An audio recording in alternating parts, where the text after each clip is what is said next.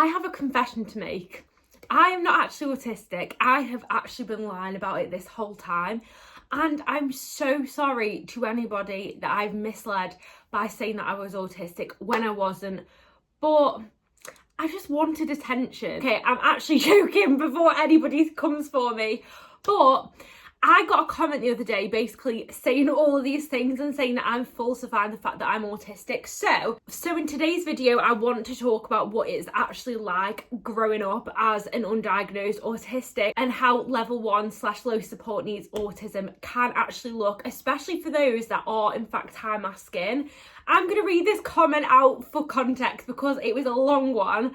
But it just goes to show how much people misunderstand what autism really does look like and how difficulties in communication can actually look when you are a late diagnosed autistic, rather than the stereotypes that a lot of people believe are true about autism. I'm going to read it from a laptop. Yeah, you don't have ASD either. You're neurotypical. However, if it isn't malingering, then you might have one of these two: illness and anxiety disorder or factitious disorder. I can't. To falsify ASD, try understanding that it is characterised by persistent deficits in reciprocal social communication and social interaction, alongside restricted, repetitive and inflexible patterns of behaviour, interests or activities. These features must be present in the early developmental period and cause significant impairment in social, occupational or other important areas of functioning. So if you don't have impairments in social reciprocity as well as restricted, repetitive and stereotype behaviours, I'm sorry this is long, but stay with me. As your videos demonstrate that you don't, you can't be diagnosed with ASD. If you're able to initiate and respond appropriately to social and emotional cues and share interests with others, and do not typically exhibit restricted, repetitive and stereotype behaviours, you don't have ASD. And honestly, like at first I was actually fuming because how dare you suggest that I'm pretending to be autistic just because I don't fit your expectations of what autism actually looks like. However, after a while I started to think that these comments are purely just based on a man, yes it is a guy, who doesn't understand how autism can in fact present in girls and women. So first of all, let's talk about what masking is, because I feel like this is going to give a little bit of context for anybody who doesn't understand autism very well or who doesn't know how it can present, what it actually looks like. So autistic masking is any behaviour that is done by an autistic person, whether consciously or subconsciously, to hide the fact that they are autistic or to hide the fact that they have autistic traits. Again, they may not in fact know that what they're hiding are autistic traits, but they do these things in an attempt to seem normal or to seem like everybody else. The way that it looked for me from a very early age was just trying to fit in with everybody around me, even though I knew that I wasn't getting something right. And I knew that there was something different about me, but I didn't know what that difference was. All the other kids just seemed to go up to each other and talk to each other and have conversations, whereas I would just stand back and watch them and be like, how do they do this so easily? To the point where at the age of about 5 or 6, I ended up being sent to drama classes by my mum in an attempt to teach me how to talk to other kids. But I think a big reason that my autism was missed, and let me know if you were similar as well in the comments, but it was missed because I was always advanced developmentally rather than behind. So a lot of people, again with the stereotypes of autism, picture somebody who is delayed at speaking or delayed when it comes to learning, whereas I was actually quite the opposite. So by the age of 18 months, I could name all the bones in the body. I had really advanced speech. And then by the age of 3, I taught myself to read and had something which is called hyperlexia, which is basically where your reading levels can be really, really advanced, especially in comparison to other areas of your development, like social development, which is what I had. From a young age as well, I was lining up objects in my high chair even from when I was a baby. I showed very, very extreme attachment to my mum, to the point that I would cry from the minute that she dropped me off in the morning at nursery to the minute that she picked me up, until eventually the nursery actually asked my mum not to bring me back because I was that intense. But again, because I fit those developmental milestones like reading and writing and talking, nobody suspected that I was autistic. All I would ever hear from a young age is, oh, Ellie's just clever or Ellie's just academic, that's why she isn't able to communicate. And for context, if you don't know who I am already, my name is Ellie and I wasn't diagnosed as autistic until the age of 25, so just over 2 years ago now. Everything that I post on this page is dedicated to helping other people that are late diagnosed as autistic or people that are trying to understand themselves more. So if you are new here, then definitely make sure that you subscribe for weekly videos. Back to what I was talking about with autistic masking. As I got older, I became more and more aware of the fact that I was different, and I tried harder and harder to fit in. In primary school, I went by Eleanor because there was also an Ellie in my class as well. And basically, the way that I look back at the name Eleanor, to this day, I find it traumatic being called Eleanor, honestly, because it was so bad in primary school. I would absolutely dread break time because all the other kids just seemed to know how to play with each other and play all these imaginative games that I didn't understand. Whereas for me, I would literally walk around the perimeter of the playground by myself or spin in circles until one of the pastoral or counselling teachers came up to me and were like, Ellie, why do you always spin around in circles? I was like, well, I've got nobody to play with. And it wasn't until that point where it actually clicked with me that what I was doing wasn't normal. And again, this is just another example of autistic masking where you adjust your behaviour to the behaviours of those around you so that you fit in. But again, I did not know at this point that I was autistic, so that's where a lot of these subconscious masking ideas come from. And of course, especially when you're a girl and you were in a class of 24 girls, yes, in my primary school there were 24 girls in one class with 6 boys. In a class full of girls where you're sat there watching everybody else getting on with each other, watching them playing, watching them having a laugh, and you're just sat there, of course, whether you were diagnosed or not, you were going to be like, what is wrong with me? Like, why am I different? Why can't I actually communicate in the ways that they communicate? And why don't they want to be my friends when they want to be friends with each other? And I think a big misconception with autism is that you can't actually have any social awareness. And I know that can be true for people that have got maybe global developmental delay or learning disabilities, but for somebody who is autistic without those things and just has the autism, a lot of autistic people can also be overly socially aware. You basically try to fit into a mold that you never fit in the first place because you want to be like everybody else and you just can't figure out why you aren't like them. I've always described this as feeling as if everybody else has had a manual to life that you just didn't receive, and they just seem to be able to get on with things in a way that you can't. I remember even in primary school, because I was obsessed with reading, I would cry to my mum saying I really hated break time, whereas everyone else used to look forward to it and just say like, please just let me sit in the classroom and read my book. And that's another thing as well that people don't understand a lot of the time about autism, especially in girls. Yes, we can have restricted and repetitive interests, but the way them restricted and repetitive interests look could just appear to the outside as somebody being really passionate.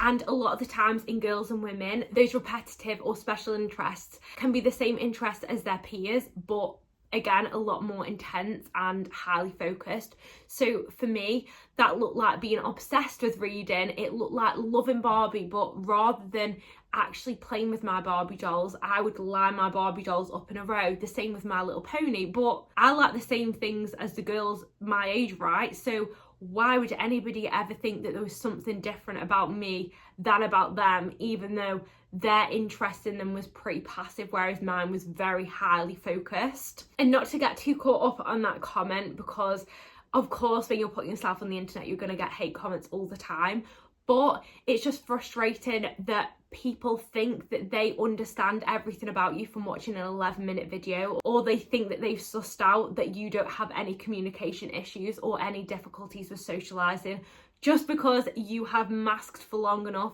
that you are actually able to present in a neurotypical way.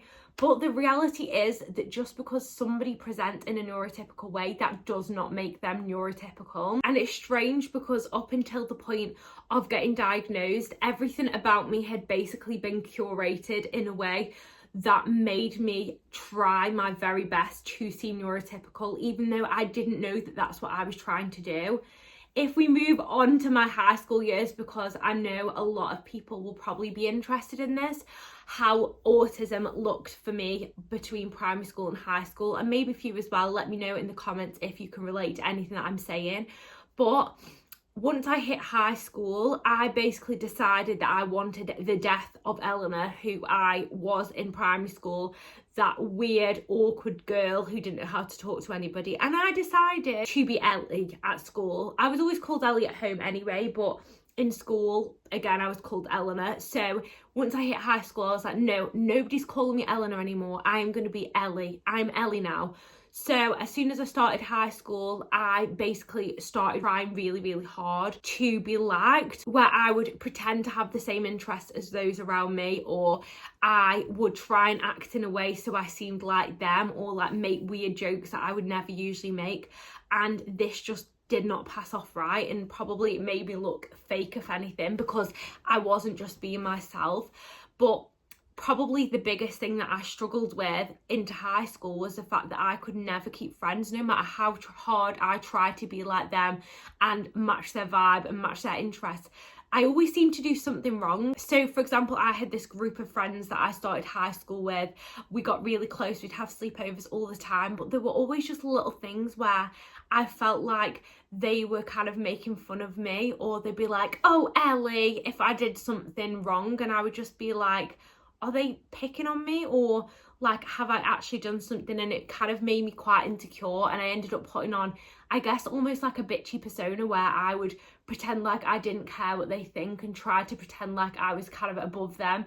But it was really because it actually really, really hurt, and I just felt like no matter what I did or said, everything that I did seemed to be wrong. There was a girl in our group, let me just say her name was Chloe. I probably got on with her the least, and she would just always make these like little sarcastic comments about me and just put me down. And I remember she always used to joke about the fact that her parents were going to get a divorce. She was like, oh yeah, my parents are getting divorced, ha ha ha ha. And I just saw it as a big joke. I always take things literally, so I just took it at face value. And then one day she walked in and she goes, yeah, my parents are getting a divorce, like really serious. And I was like, are they actually getting a divorce, or are you joking? And honestly, these girls flipped their lid. They were like, oh my god, I can't believe you would even ask whether her parents are actually getting a divorce. And obviously, reading between the lines now, I understand that they probably were having difficulties to start with anyway, and the reason that they were saying, oh, my parents are getting a divorce, was because they were in fact having problems. But little 12-year-old autistic me didn't understand that. There were just always situations like that, and I'm sure there were situations where I kind of seemed like I was being dominant in conversations, or I've never asked people questions about them up until recently, because I automatically just tell people things about myself, and I expect them to do the same with me, because I don't wait for somebody to ask me a question. I just tell them what I'm thinking. So I kind of expected that, but there was always just little things like that with whatever friendship group that I had, and no matter what I did, it didn't seem to change. I just seemed to fall out with every single group of friends that I had, even though I would try really, really hard to be friends with them. I was even friends with this like really posh group of girls at one point after I fell out with that other group, and it makes me cringe now, but I used to put on a posh accent and be like, oh hello there Jessica, how are you? And honestly, like now I just think, what was I thinking? And eventually I think the masking and the pretending to be somebody else for so long led me to actually running away. Yes, literally running away from them, and they saw me and then they never spoke to me again. But I was just so out of my depth socially that I did not know what to do. I would try so many different tactics that eventually I just stopped being myself, and I guess trial and error taught me that being myself wasn't good enough. As I got older as well, like I probably once I hit the age of 15 or 16, I started to wear makeup, and I used my physical appearance too as a mask. So what I would do is watch YouTube videos, become obsessed with makeup. That was definitely one of my special interests as a teenager. I would put makeup on, I would cake my face with makeup, I would wear fake tan. I dyed my hair blonde because I thought people would like me more when I was blonde. I even even got into like the popular group when I got into sixth form, and I was friends with all those girls that everybody wanted to be friends with. But them friendships, once again, you're going to see a bit of a pattern in this video. Them friendships never lasted because the foundations were based off me being somebody else. And if anything, the more that I looked like everybody else, I even bleached my freckles, by the way. I used to put lemon juice onto my skin to hide my freckles because I thought that people would like me more if my skin looked just like theirs too. But the more that I looked like them, the worse it was, because they expected me to act in a certain way. They would expect me to act really confident or in the way that popular girls do. But I was just this basically blonde girl with a full face of makeup and a fake tan who was still completely out of her depth.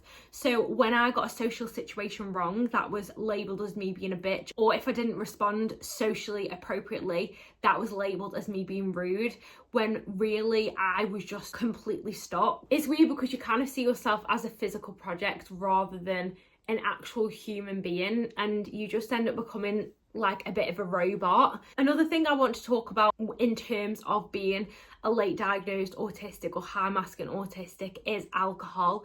And I know this is a very serious topic, so trigger warning if this is going to trigger you. Skip forward. I'll put a timestamp on the video of where to skip to if you don't want to hear about this. But a huge thing as well around about teenage years was I learned the effects of alcohol and how much it helped my confidence. It kind of felt like a magic potion, you know, a bit like Felix Felicis in Harry Potter, where all of a sudden your inhibitions go, you don't worry about things, you don't stress about what you look like or how you act or anything like that. And I just learned that I could talk to people when I drank alcohol. This was essentially my social crutch, and the more that I relied on alcohol, the worse it actually got socially when I was sober, because I could never actually communicate with people when I was sober, because all of a sudden that mask or that shield was completely gone. And if I did something wrong when I was drunk, I could just be like, oh, I was drunk, like I didn't mean that or whatever. People would overlook it. Whereas once I was sober, it felt like the whole spotlight of the world was pointing at me. So that was definitely something that I really struggled with, probably for about 3 or 4 years before I met my partner. And it was meeting him at the age of 20 that kind of made me realise that I was always just trying to be somebody else. I was drinking so that I could fit in. I was making my appearance so I fitted in. I was even acting differently than I would around people I was comfortable with, just so that I could be a version I thought people would like. But in the process, people actually liked me less and less because I just seemed fake and just out of control, basically, because I was drinking all the time. I used to probably go out 4 or 5 nights a week drinking. But once I met my partner, I realised that my authentic self is actually okay, and I can be loved and liked for just being me rather than pretending to be somebody else. I also realised after becoming a mum as well that alcohol was actually making my life worse rather than better, and I've probably been teetotal now for about 3 years. I don't think I've drank a sip of alcohol for about 3 years now, and prior to that for about 6 years now in total. I really cut down my alcohol. So honestly, if you are struggling with that, definitely seek some support. I'm going to put some resources in the description below for you as well if that's something that you are struggling with. But if you are in that position right now where you are drinking as a social crutch, I can honestly say it is only going to make things worse, because when you aren't drinking, you suddenly don't have that crutch anymore and it feels like you're wobbling more than ever. And as well, when you are autistic and you're chronically dysregulated and your nervous system is constantly overwhelmed, the worst thing you can do is be putting another chemical into your body or be putting a depressant into your body. I even remember that I just constantly felt like I was on my period and was crying all the time when I drank, because my body was just even more dysregulated and was basically just saying to me like, just stop this.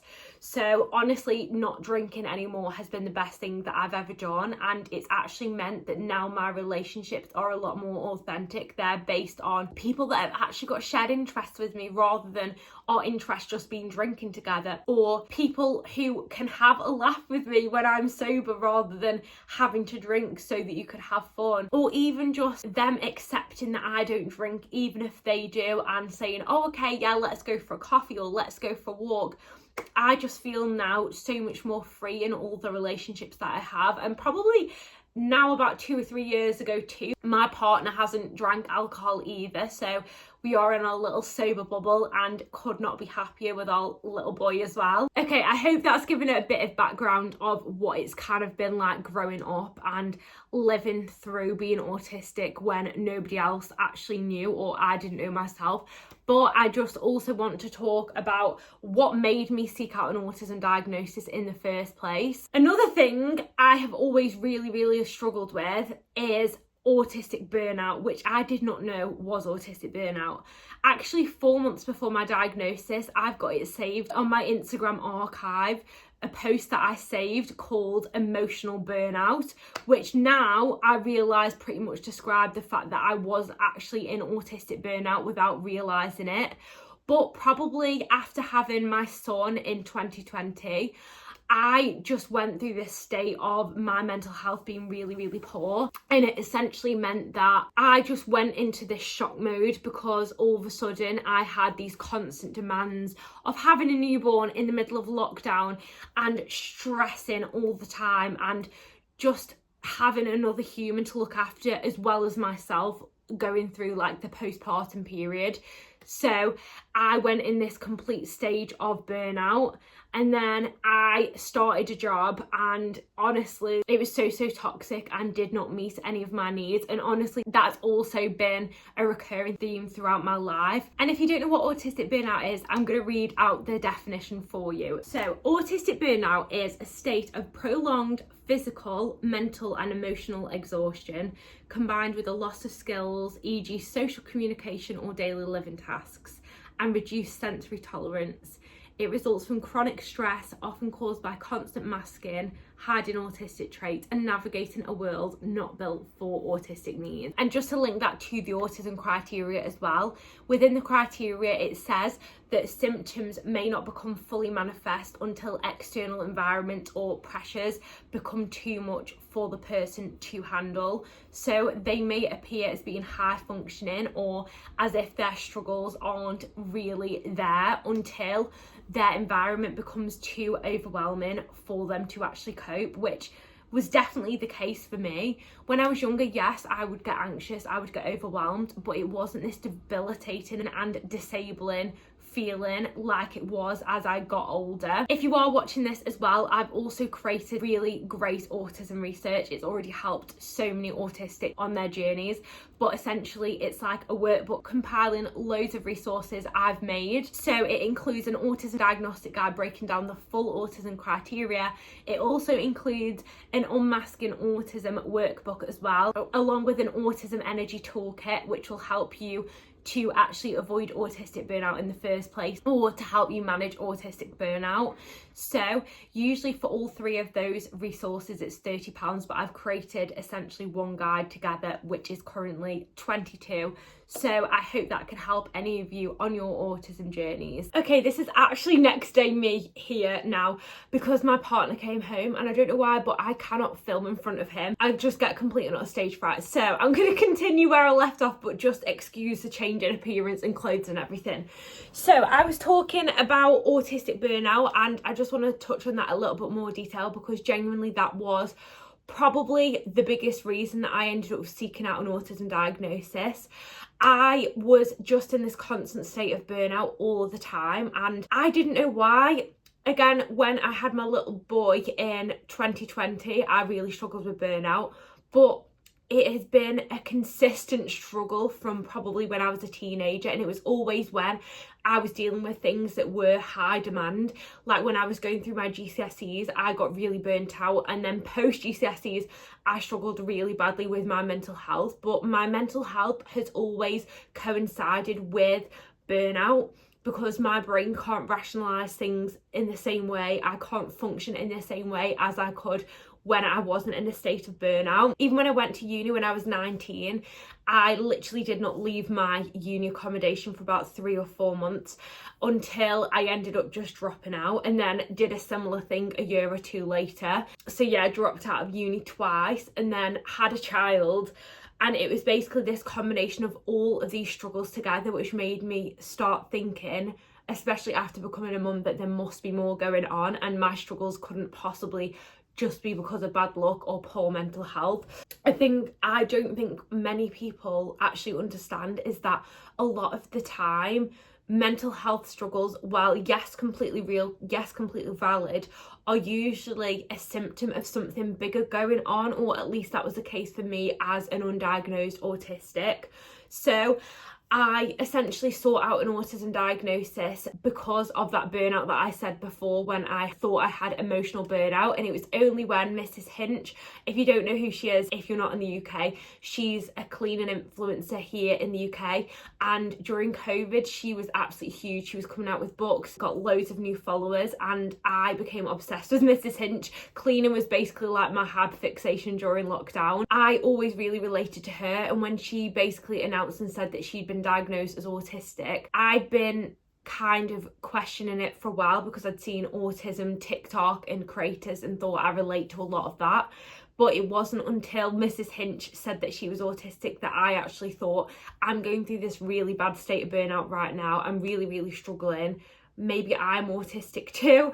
And lo and behold, I was correct. Honestly, I can't explain to you enough how much of a life-changing situation it has been for getting that autism diagnosis and finally understanding why I always did have these struggles and why I always had this burnout. And it was actually because I was holding myself to neurotypical expectations of what productivity looks like, what friendships look like, what relationships look like, the whole time not knowing that I was not actually neurotypical, so they weren't really standards that were meant for me anyway. And since getting my autism diagnosis, don't get me wrong, yes, it is still disabling, but I can manage my autism and my struggles so much better in a way that I couldn't before I knew what was wrong. And people always say things like, oh, but why do you even get an autism diagnosis anyway? What is it even going to change? And the answer to that is everything. It's like a car. If you have a car that keeps breaking down or won't start,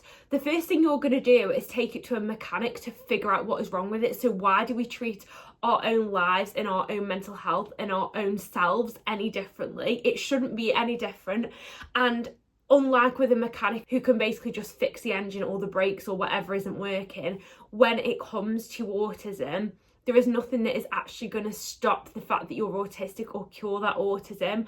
But there are going to be things and coping mechanisms and accommodations that you can put into place so that you are able to manage your autism. One of the biggest things for me was understanding that I actually should have very set boundaries for myself and understand what my needs are, because I always just ignored them when I was younger, especially growing up and thinking that the most important thing in the world was fitting in, rather than seeing the most important thing in the world to myself as being my own well-being, because at the end of the day, you can't pour from an empty cup. Some of the biggest changes I would say in my life since the diagnosis are the fact that now I put limits on how much I see people, and if I am in a social situation, I will give myself a few days of rest afterwards, or a few days of calming, relaxing, low stimulation time, where before I would usually just push through and just see people day after day after day, because I do actually crave that social interaction, but I know that my body and my mind can't always handle it. Another thing has been to have more structured routines,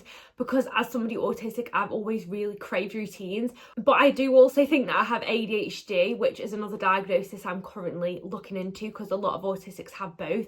But anyway, not to get onto a tangent, I always love to have routine and structure and predictability, but actually following through with that routine can sometimes be really difficult. So now I kind of give myself some set structure without it being too rigid, if that makes sense. I always have set bath nights where that is literally my time to relax and stay calm, and my partner puts our son into bed and lets me basically have a 3-hour bath to myself. But whatever I want to do in that time, I can. If I want to have a 20-minute bath and then spend the rest of the night on my special interests or on hobbies or just doing something that I enjoy, I can do that. Or other times I will use that time just fully to spend 3 hours in the bath. I absolutely love that.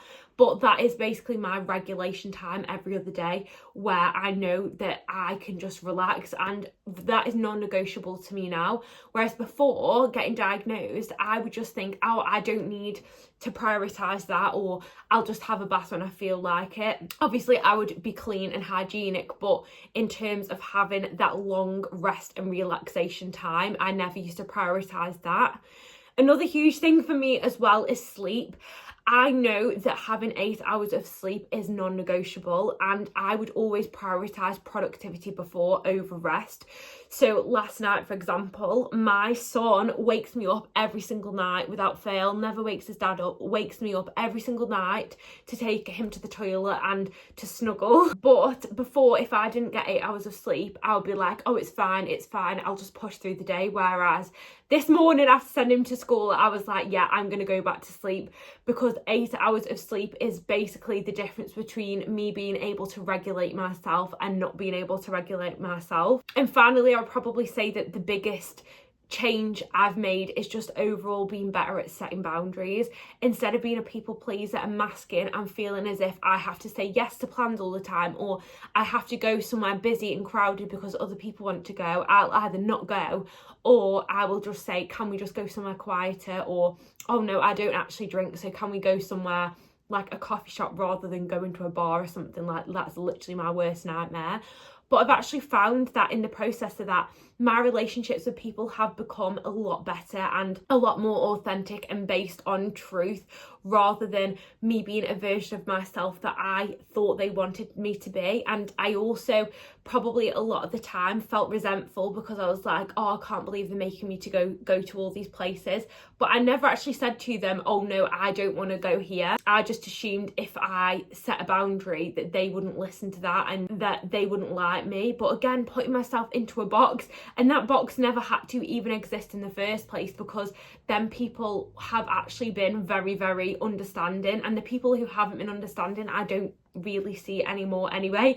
And my life is actually a lot better for it, because the people I'm around are authentic and love me for me, rather than the version of me that I was trying to be. And my own self-worth and my own self-confidence has come on so much, because now I realise that I can be myself and people are still gonna love me. I know that sounds a little bit cringy, but it's honestly the truth. I know I said finally, but I've thought of something else. The other thing that I've since done too, which honestly life-changing, has been to become self-employed. Now, I was in a really toxic workplace when I first got my autism diagnosis, and I left shortly afterwards. I then got another work from home job, and then finally ended up becoming self-employed, both from doing my content, but I also have like an online marketing agency as well for TikTok shop.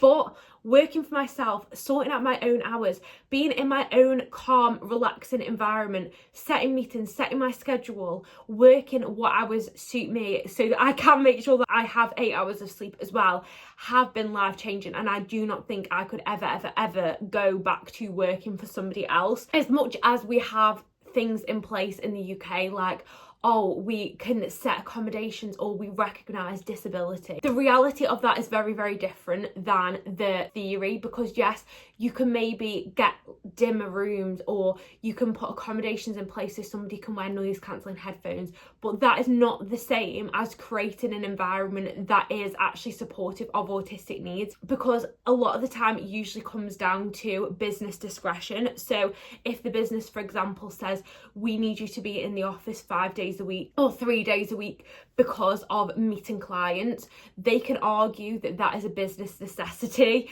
or they could say, oh, we have to have a meeting at this time every day, or you have to communicate in this sort of way so that we can meet our monthly quotas or monthly targets.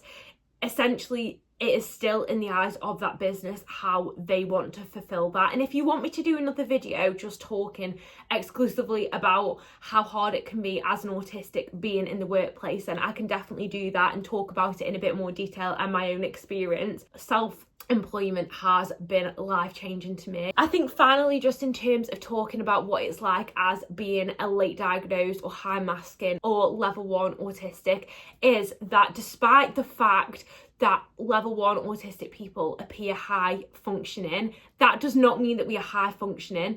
It just means that we function better to the outside world, and that our struggles are more internalized and more hidden than they might be for somebody else who is high support needs. And on that note, low support needs does not mean no support needs. If it wasn't for the fact that I had a really supportive partner, that I have a really great school that my son goes to, which means that he can go to care club and after school clubs so that I can have more time at home on my own, or the fact that my mum helps me to understand other people's intentions, or accommodations even that I put in place to help my autism. If it wasn't for all of those things, I would not be able to function. And as I've explained already, my autism can be so disabling, especially when my needs are unmet. Low support needs autistics are still autistic people, and we still have to experience all autistic traits to a disabling amount to meet that diagnostic criteria in the first place. So yes, our struggles may not be as pronounced or as obvious or as extreme as somebody who is a high support needs autistic.